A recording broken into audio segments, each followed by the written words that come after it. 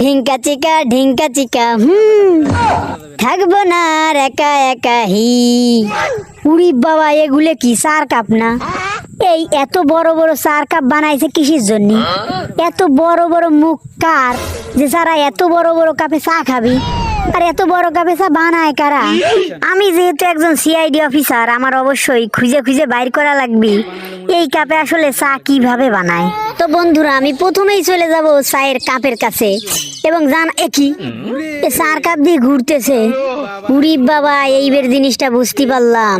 এই কাপের মধ্যে প্রথমে চিনি দেয়, তারপরে চা দেয়, তারপরে অন্য অন্য দোকানে যেমন চামচ দিয়ে সবকিছু ভাজায় না, এনে তা করে না, এনেই চায়ের কাপ ধরে ঘুরতি থাকে। তো আপনারা সবাই বাড়িতে এইরকম একখান চায়ের কাপ বানায় নেবেন, তালিবারে মনে করেন যে চামচ লাগবি না, অটোমেটিক্যালি চা খাতে পারবেন।